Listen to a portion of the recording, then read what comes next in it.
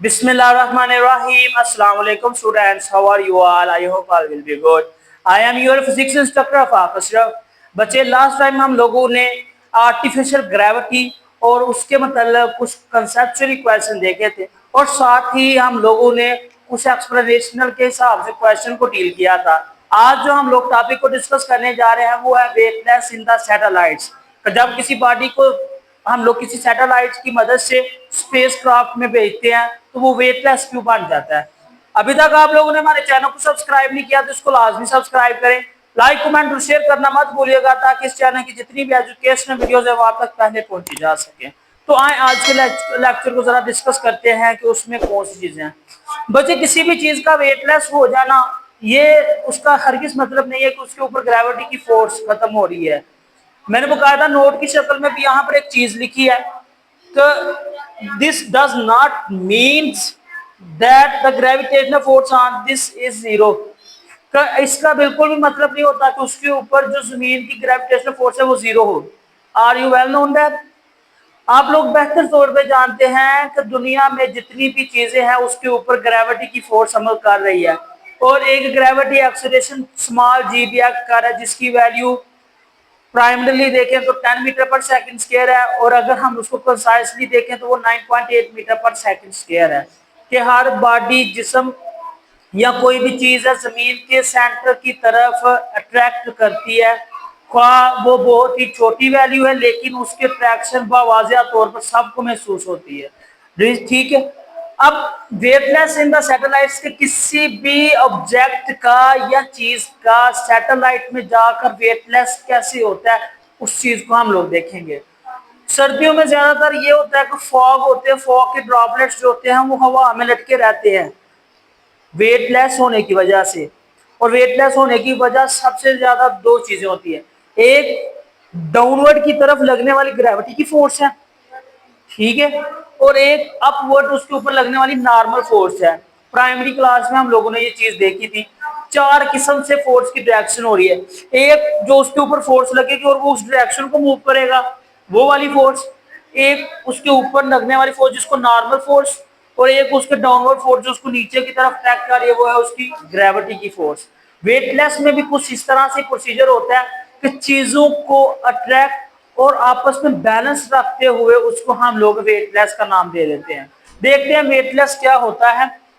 The weightless, in order to understand the meaning of this term, इस चीज का मतलब समझने के लिए रिमेंबर दैट, याद करें, in any frame of the reference, किसी भी रेफरेंस या फ्रेम ऑफ रेफरेंस में काम करते हुए the weight of the body is equal and opposite to the force required to prevent it from falling in the gravitational field.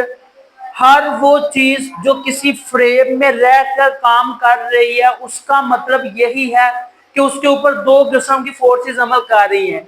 यहाँ तो एक उसको होल्ड करके रखे हुए जो ऊपर की तरफ होगा और एक उसको नीचे की तरफ खींच रही है जो कि उसकी ग्रेविटेशनल फोर्स है। इन दोनों अपोजिट फोर्सेस की वजह से वहां पर ऑब्जेक्ट फॉल करने से बच जाता है। When a satellite is falling, फर्ज करें जब स्पेस में हमारे पास वो बॉडी पहुंच चुकी हुई है, वहां पर जाकर जब सैटेलाइट फॉल करेगा फ्रीली इन द स्पेस, आजादाना तौर पर गिरेगा, weight of the body in the satellite is equal to the difference between the total gravitational force F G minus F N. अभी अभी मैंने बताया कि जब भी कोई जिस्म सस्पेंडेड है तो उसके ऊपर दो किस्म की फोर्स लग रही है, एक उसके ऊपर नॉर्मल फोर्स एफ एन और एक उसके ऊपर ग्रेविटी की फोर्स एफ जी, और जो उस चीज को सस्पेंड करके रखती है आपस में, that will be known as the difference between the gravitational force and normal force. और इन दोनों का जो डिफरेंस है वो सेंटीपीटल फोर्स के इक्वल होगा। असल में यही चीज है आपके पास, get it.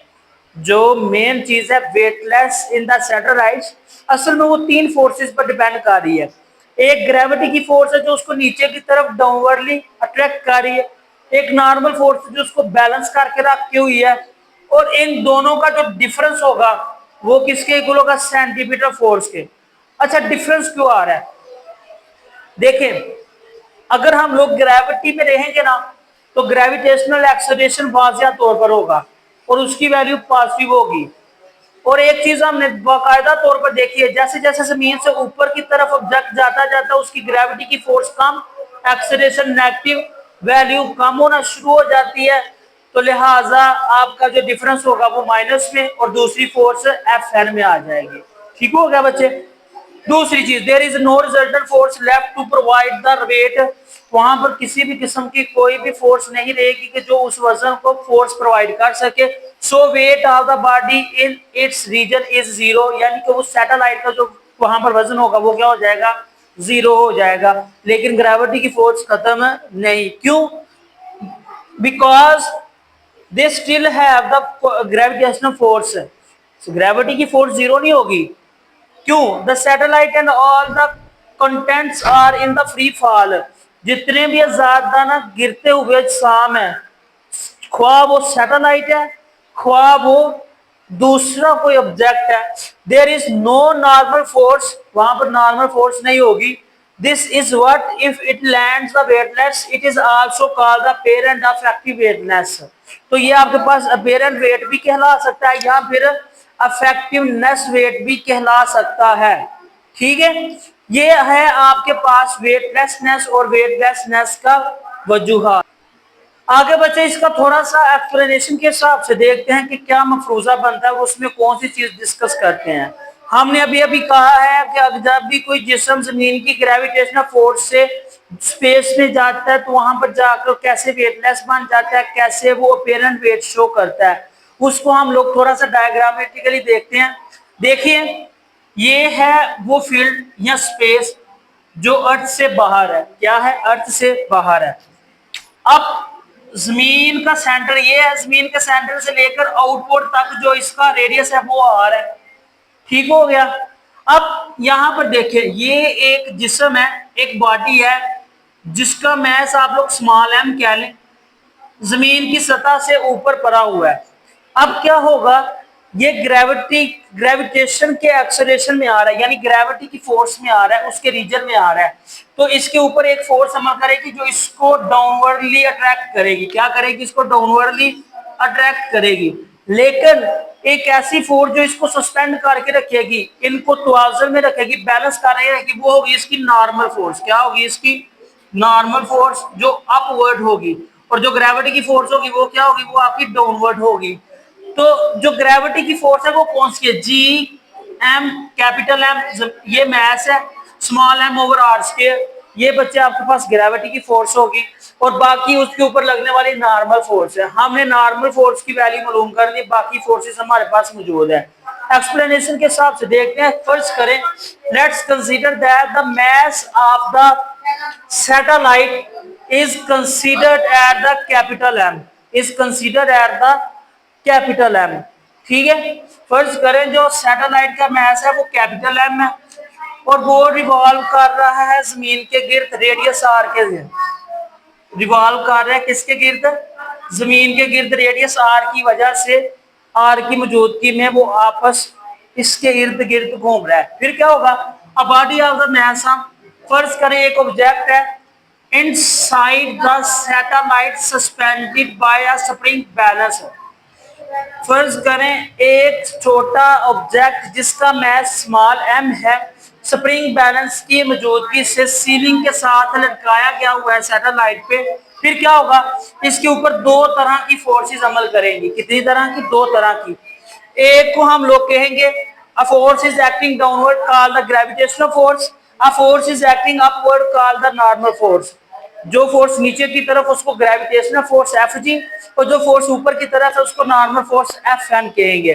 Then their difference will be, ये देखें, जो ग्रेविटेशन की फोर्स है वो किसके इक्वल है? एम जी के, क्योंकि फोर्स वेट के इक्वल होती है और वेट किसके इक्वल होता है? एम जी के, मैस और ग्रेविटी की फोर्स। सेंटीमीटर फोर्स वो होती है F C is equal to M square over R. इसका रिजल्ट थोड़ा सा देखते हैं क्या है। It is to be noted that, इसका नोट क्या है बच्चे? नोटेड ये है हेडिंग बनेगी। It is to be noted that centimetre force is the responsible for the satellite for their revolution around the earth. Centimetre ही वो फोर्स है जो उस जिस्म की अर्थ के गिर्द घूमने की जिम्मेदार होगी, which provide the gravitational force of the traction between the earth and satellites, जो कि इसकी नेसेसरी ग्रेविटेशनल फोर्स और अट्रैक्शन फोर्स को प्रोवाइड करेगी। ठीक है, मैथमेटिकली देखते हैं। अभी हम लोगों ने क्या डिस्कस किया है कि ये जो दो फोर्सेस हैं आपके पास दो तरह से है और एक फोर्सेस के दो डिफरेंस हैं।